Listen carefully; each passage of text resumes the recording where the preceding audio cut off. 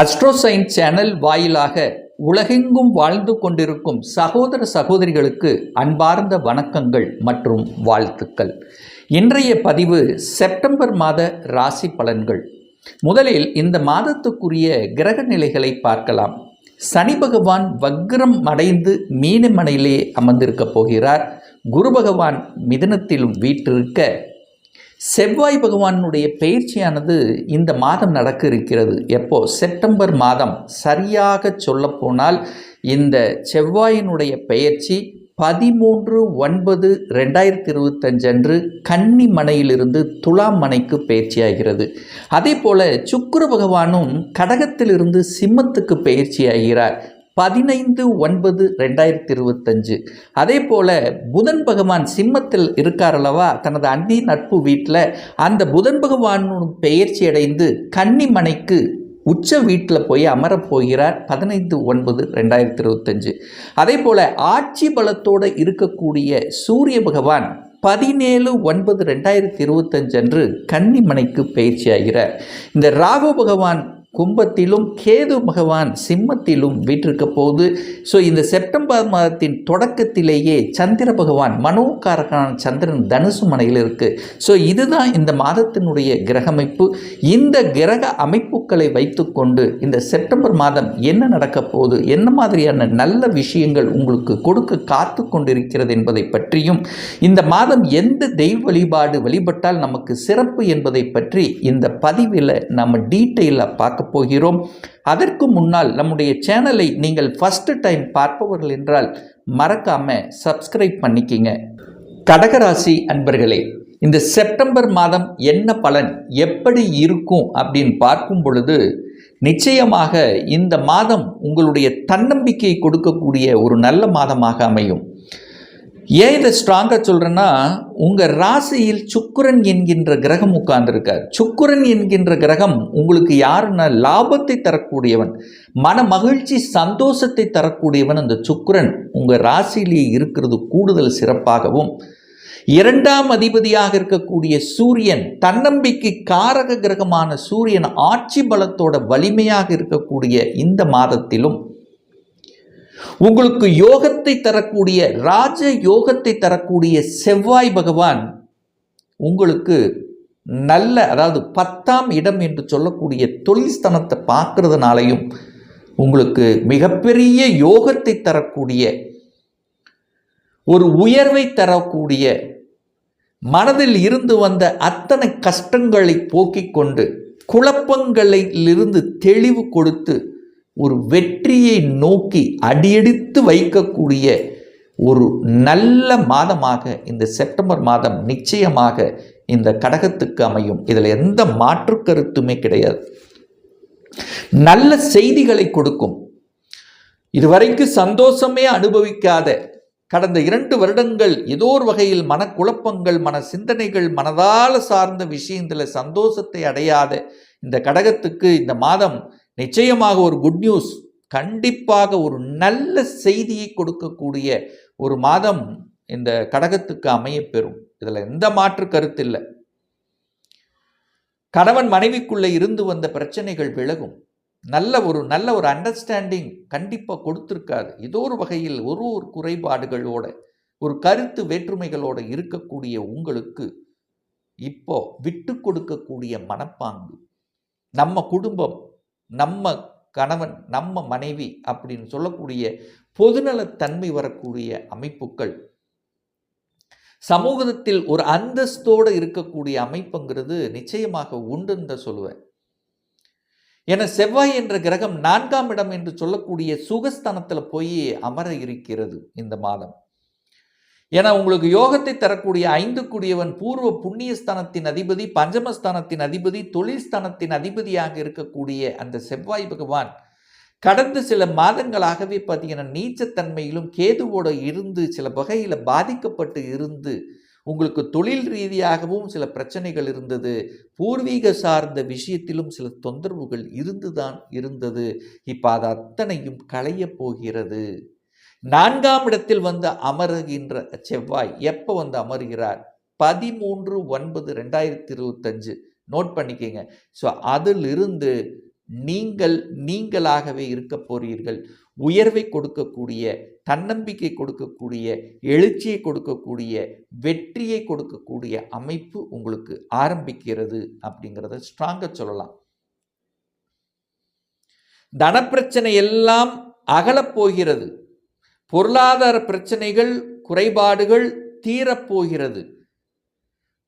அதை சரி செய்யலாம் என்கின்ற நிறைய பேர்த்துக்கு பொருளாதார பிரச்சனை உண்டு, கடன் பிரச்சனை உண்டு, எதிர்ப்பு பிரச்சனை உண்டு, நோய் பிரச்சனை. ஸோ இந்த மாதிரி நெகட்டிவ் தான் நிறைய வியாபித்து இருந்ததுன்னு சொல்லுவேன் இந்த கடகத்துக்கு.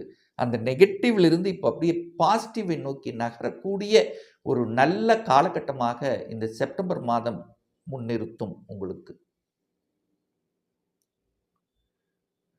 4ஆம் இடத்தை குரு பார்க்கிறார். ஒரு நல்லவர், அதாவது பாக்கியத்தை கொடுக்கக்கூடிய குரு பகவான் 12ஆம் இடத்தில் இருந்து 4ஆம் இடத்தை பார்க்கிறார். நிறைய விற்பனை, நிலம் விற்பனை ஆகலை, ரியல் எஸ்டேட்டில் இருக்கிறவங்களுக்கு நிறைய கஷ்டங்களைத்தான் கொடுத்து கொண்டு இருந்ததுன்னு சொல்லுவேன். இப்போல்லாம் விற்பனையாகாத நிலங்கள் விற்பனை ஆகும் என்கின்ற அந்த எழுச்சியை நோக்கி, அந்த தன்னம்பிக்கையை நோக்கி நகரக்கூடிய ஒரு மாதம் இந்த செப்டம்பர் மாதம் அப்படின்னு சொல்லுவேன். கடன், நோய், எதிர்ப்பு, பகை, வம்பு, வழக்கு, கோர்ட்டு கேஸ் சிக்கிக் கொண்டிருந்த அத்தனை கடகராசி என்பவர்களுக்கு சொல்யூஷன் கொடுக்கக்கூடிய ஒரு மாதமாக இந்த செப்டம்பர் மாதம் அமையும். இதுவே ஒரு நல்ல விஷயமா இருக்கும்.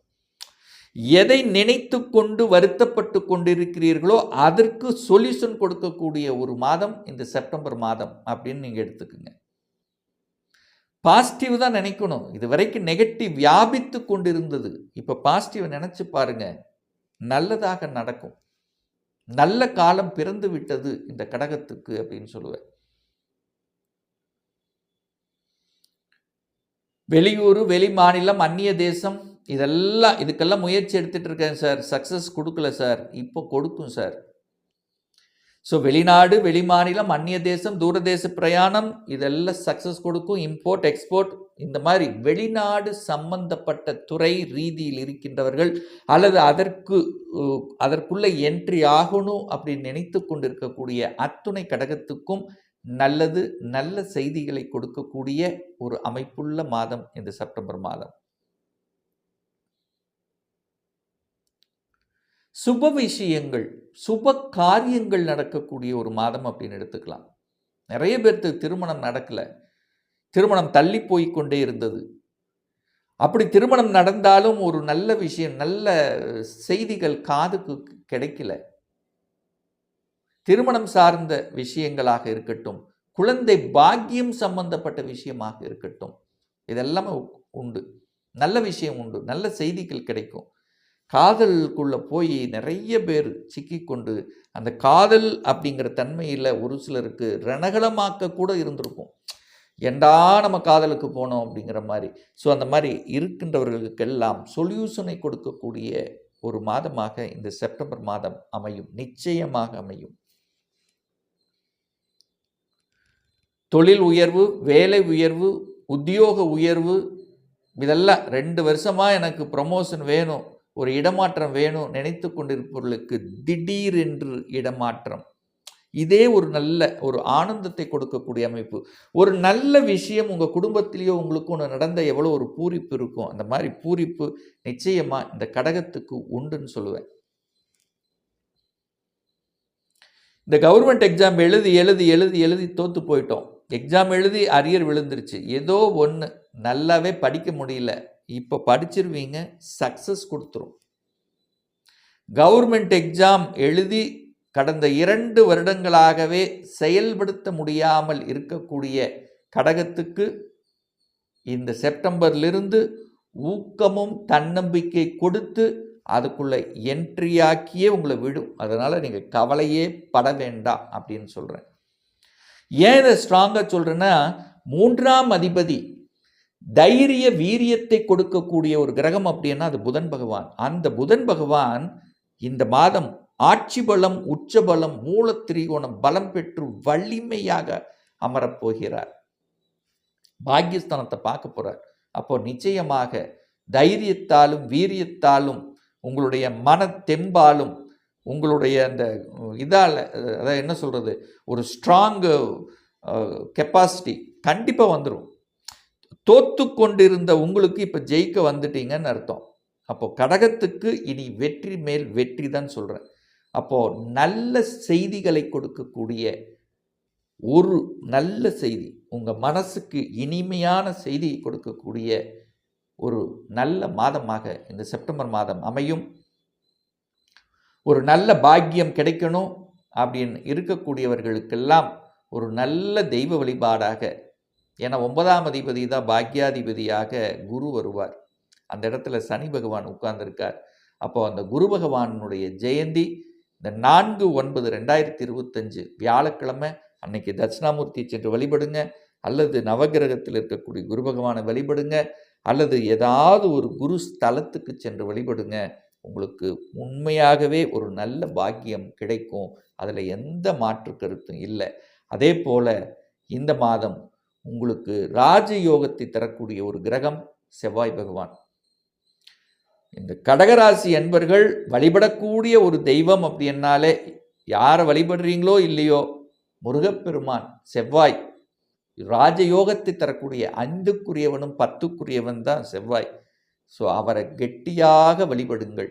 அதுவும் குறிப்பாக 16/9/2025 அன்று நவகிரகத்தில் இருக்கக்கூடிய செவ்வாய் பகவான், அல்லது உங்கள் ஊருக்கு பக்கத்தில் இருக்கக்கூடிய ஏதாவது ஒரு முருகன் கோயிலுக்கு சென்று வழிபடும்போது உங்கள் ஆசைகள் அத்தனையும் நிறைவேறுங்கிறதுல எந்தவித மாற்று கருத்தும் கிடையாது. இந்த கடகராசி அன்பர்களுக்கு ஒரு துல்லிய பலன் வேணும்.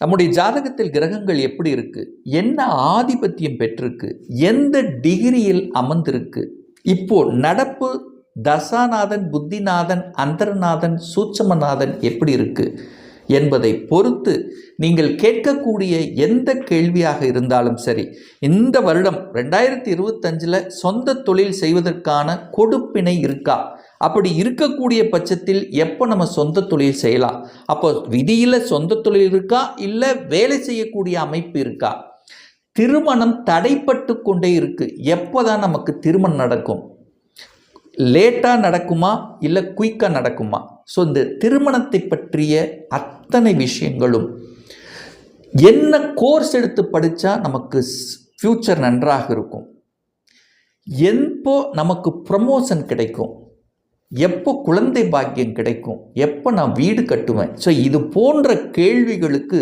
துல்லியமான பதிலை நம்மால் கூற முடியும்.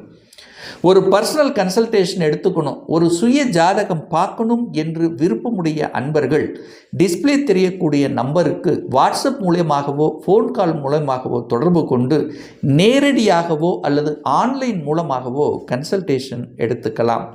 நம்முடைய அலுவலகம் கோயம்புத்தூரில் அமைந்துள்ளது. அதாவது கோயம்புத்தூரிலிருந்து மேட்டுப்பாளையம் செல்லும் வழியில் வெள்ளக்கிணர் பிரிவு அருகில் அன்னபூர்ணா ஹோட்டலுக்கு அருகில் அமைந்துள்ளது. பிரியர் அப்பாயின்மெண்ட் வாங்கிட்டு நேரடியாக கன்சல்டேஷன் எடுத்துக்கலாம். நிச்சயமாக இந்த பதிவு ஏதாவது ஒரு ரூபத்தில் உங்களுக்கு யூஸ்ஃபுல்லாக இருக்குங்கிறதுல எந்தவித மாற்று கருத்தும் கிடையாது. மீண்டும் ஒரு நல்ல பதிவில் சந்திக்கும் வரை உங்களிடமிருந்து விடைபெறுவது உங்கள் அஸ்ட்ராலஜர் டாக்டர் சதீஷ்.